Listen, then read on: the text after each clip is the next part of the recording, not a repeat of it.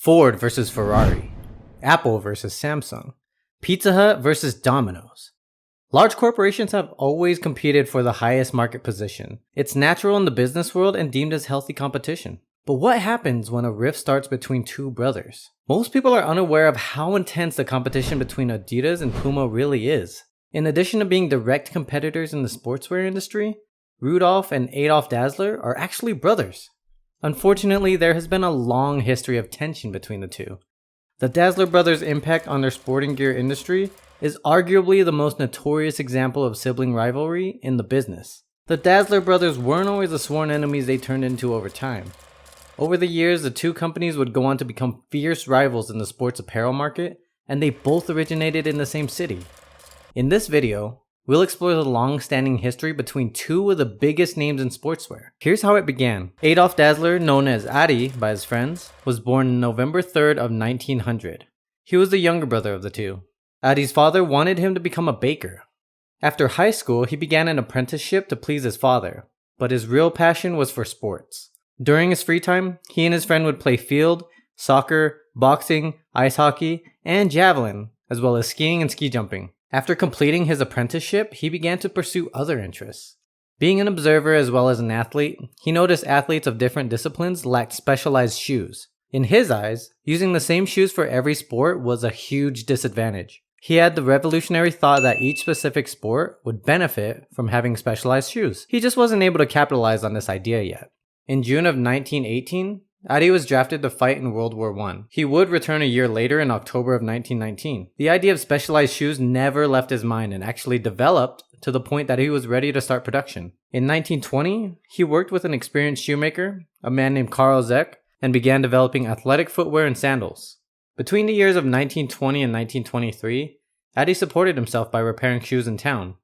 During this time, Rudolf, the older brother, was training to become a policeman. In 1923, Rudolf partnered with Adi to register their official business, Gebruder Dassler Shoe Fabric.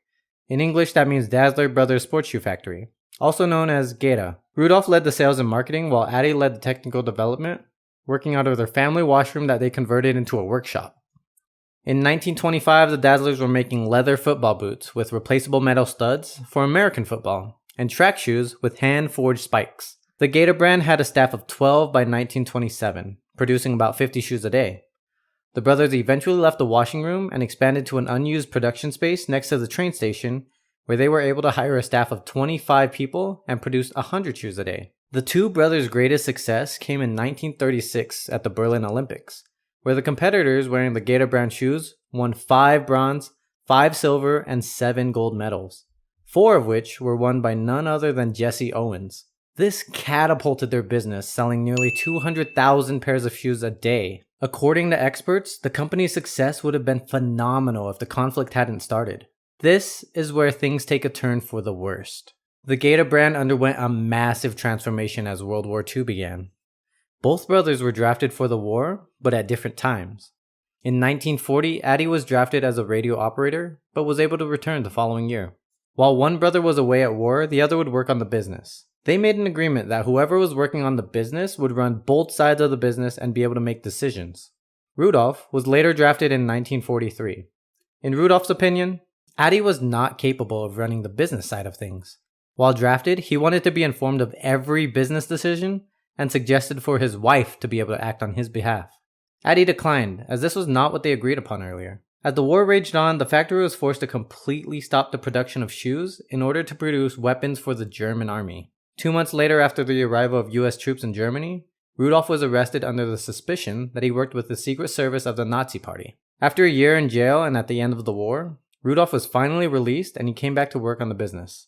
However, at this point, tension had already developed and would go on to destroy their entire relationship.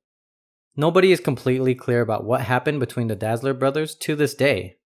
Many ideas have developed over the years, motivated by stories from friends and relatives, but not even their grandchildren are certain. Some claim that Adi provided US occupiers with information on his brother to get him arrested. At one point, Adi had to appear before a denazification panel. During the appeal proceedings, Rudolf made statements that Adi had organized the production of weapons for his own profit, and that Rudolf would have resisted the change if he were present. Despite evidence that proved that he actually lost money, he was still sentenced to 2 years probation and wasn't able to operate the business. According to another hypothesis, Adi had an intense jealousy against his sibling. There was a story going about at the time that Rudolph and Adi's wife had engaged in an affair. Rudolph had a reputation for being a bit of a womanizer. To add to the pressure, according to some, the wives of the two brothers hated one another, making any type of interaction between them difficult. The disputes between the two brands seemed to become worse over time. Neither brother could agree with the other, and both seemed to still harbor resentments towards the other for earlier misunderstandings and disputes. People at the time claimed that it was extremely difficult for both brothers to be in the same room for an extended period of time. The majority of historians concur that the Puma versus Adidas conflict began long before the two distinct firms really existed. The Dassler brothers experienced intense conflict both during and after the war, especially since they were compelled to pursue different career paths.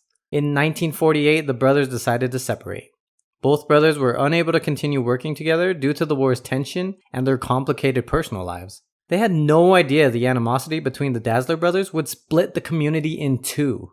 Rudolph created Puma, although it was originally called Ruda, short for Rudolph Dassler. Adi quickly followed Rudolph in renaming his brand as Adidas, short for Adi Dassler. Almost everyone in this little town of Herzogenaurach was working for one of these two enterprises at the time. The two brothers negotiated about how to divide the profits, assets, and the workers.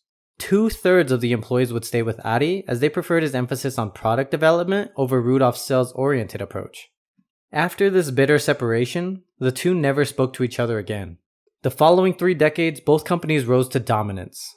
In 1958, Puma athletes included the entire football team of Brazil. And they've continued to work with many athletes across the globe, including Armin Harry, Lee Evans, Willie Davenport, Tommy Smith, and more. In 1971, during the fight of the century, Muhammad Ali and Joe Frazier both wore Adidas during their match. And in 1972, the following year, Stan Smith won Wimbledon while wearing Adidas. As far as business goes, the Dassler family no longer holds any significant authority over either business. After the passing of both Adolf and Rudolph, Puma is now owned by the French luxury goods manufacturer PPR, whilst Adidas is controlled by a variety of stockholders. As far as manufacturing, both businesses have factories spread out across the globe. However, it's interesting to note that both businesses have kept Herzogenaurach as the location of their corporate headquarters. The continuous usage of the two brands' original birthplaces as offices serves to remind us all of the rich history shared by the two companies. Rudolph died in 1974, followed by Adi in 1978. Their tombs are both found in their hometown Herzogenaurach on opposite ends of the cemetery. It's obvious that the Dassler brothers were extraordinarily gifted and imaginative individuals who were able to do amazing things. Over the years, both brothers' multinational brands have had amazing success. Both generate billions of dollars in revenue each year and keep adding staff from throughout the world. The tale of the Dassler brothers is sufficient to make every fan of the two brands wonder what would have occurred if the two had been able to work out their differences. If the two had evolved into just one company instead of two, imagine the type of sportswear we could have now. The resulting corporation may have invented some of the greatest groundbreaking items in history, and grew to be even larger than Nike, who is the current market dominator. If nothing else, the tale of Adidas versus Puma really demonstrates how real-world relationship disputes may quickly change the course of an industry's history. That's it for this video, guys. Thanks for watching. Don't forget to subscribe and leave a comment down below of what you want to see next. I'll see you in the next one.